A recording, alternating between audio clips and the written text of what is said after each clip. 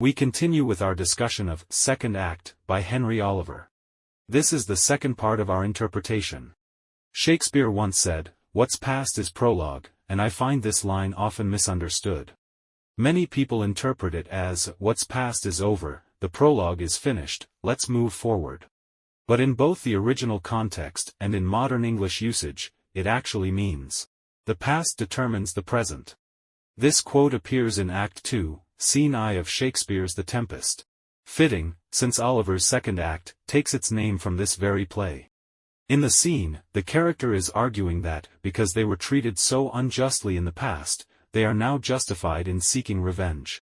You can't just ignore history and do whatever you want. In many cases, your history determines what you're capable of doing. Late bloomers don't succeed simply because they get lucky or happen upon an opportunity. Of course, opportunity matters, but more importantly, they've prepared for it. They've built a foundation strong enough to support a breakthrough. That's why people say, the best investment is in yourself. People aren't interchangeable. One person might succeed at something that another simply can't. Whether someone becomes great has little to do with their resume. It's about their unique experiences and inner qualities. Oliver examines research and real-life cases and finds that late bloomers almost always go through an inefficient preparation phase before they seize their moment. They weren't striving toward a clear goal. If they were, they wouldn't be late bloomers. But they were preparing nonetheless, often unknowingly. And this inefficiency, paradoxically, turns out to be valuable.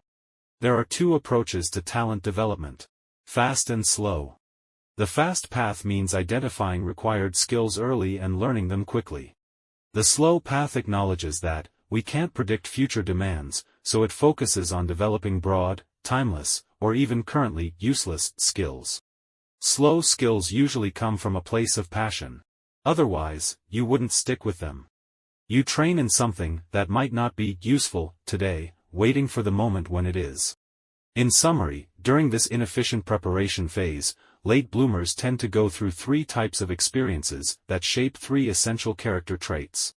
The first experience: entering the circle.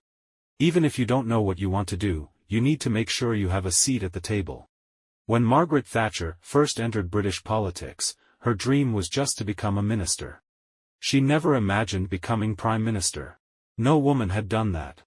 But the key thing is, she got in. Careers aren't usually the result of strict planning.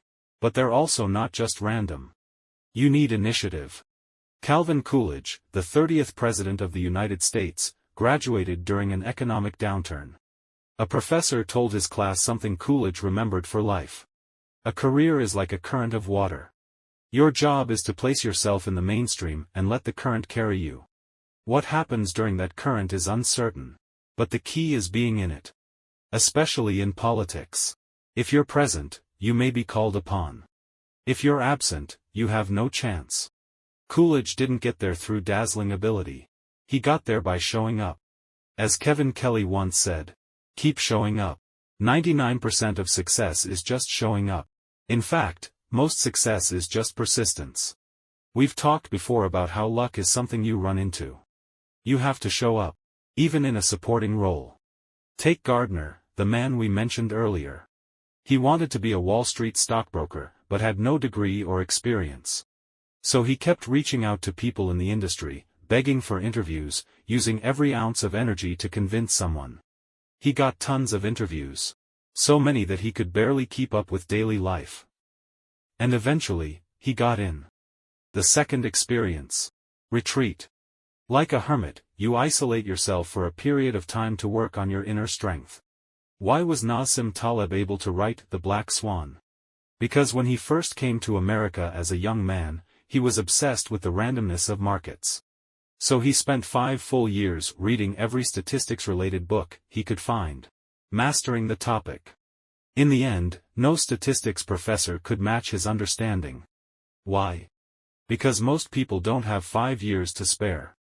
For outsiders wanting in, this kind of retreat is often the best way. And it's something you usually have to do alone.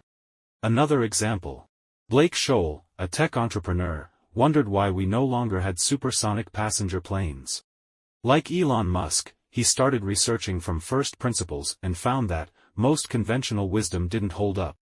He realized he could build a new supersonic jet. And now, he has contracts with 2 major airlines. You won't get insights like that by asking experts. Or even asking AI. Solitary research builds unique knowledge. And if you've done that work, few can compete with you. The third experience. Failure. Failure is a near synonym for success.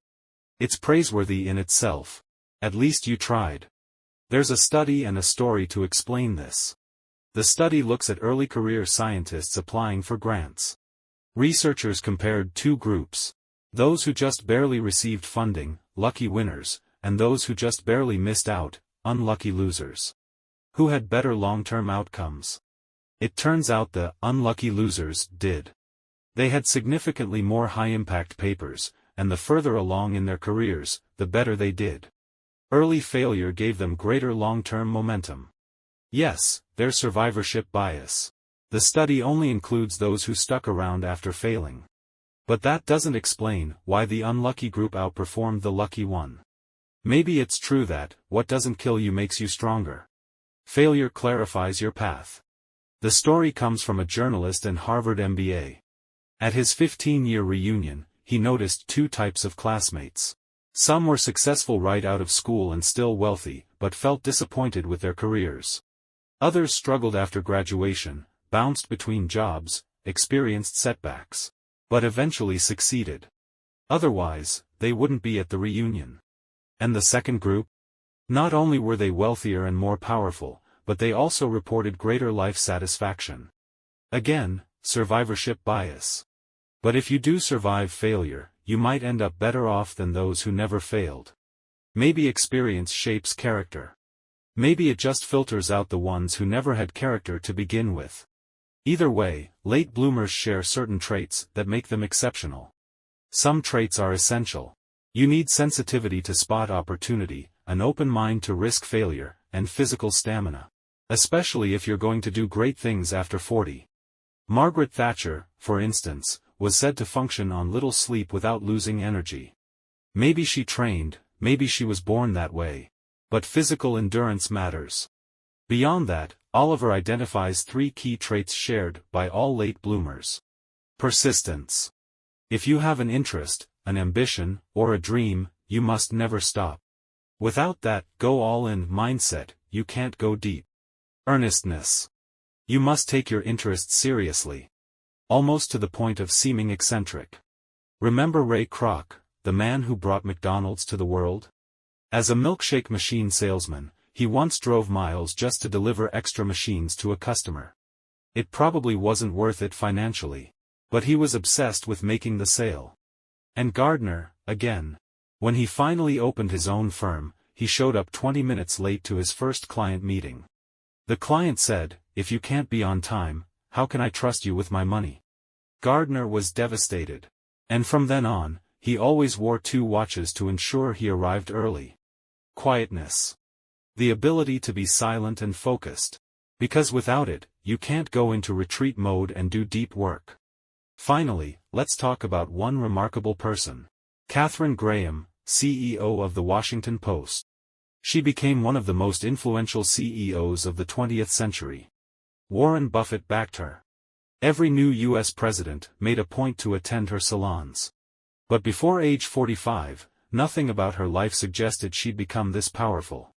Born into wealth, her father bought the Washington Post and gave it to her husband, Phil Graham, to run. Phil was brilliant, skilled in finance, politics, and management.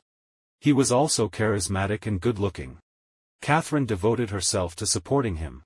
She gave up her own ambitions. She had once dabbled in journalism and loved politics, but she left the workforce to be a full-time housewife. Phil often joked that she must feel lucky to have such a good husband. And she didn't mind. Katharine never learned much about business or money. Her family never discussed finances. In her 20s, she didn't even understand the difference between income and capital. But she always held on to her interest in politics and journalism. Phil, for all his brilliance, lacked resilience. Setbacks devastated him. He fell into depression, then mental illness, and eventually, had an affair. Despite Katharine's efforts, he spiraled and ultimately died by suicide. Her father was gone. At 45, Katharine had two options: sell the company or take over. She chose to lead. It seemed crazy. She had no management experience.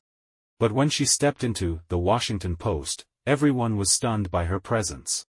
Because she had all the traits we discussed: persistence in her interests, the ability to study quietly, and a deep seriousness shaped by her strict upbringing.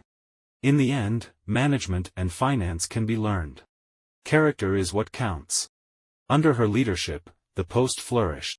She made the historic decision to publish the Pentagon Papers during the Watergate scandal, leading to President Nixon's resignation. She had spent years as a housewife. But she was never weak. I've taken this long to set up Katharine's story, because I know what you're thinking. She only made it because she came from a rich family. And you're not wrong. If her father hadn't bought the Washington Post, none of this would have happened.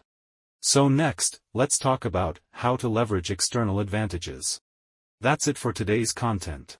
Thank you for watching, and I'll see you in the next video.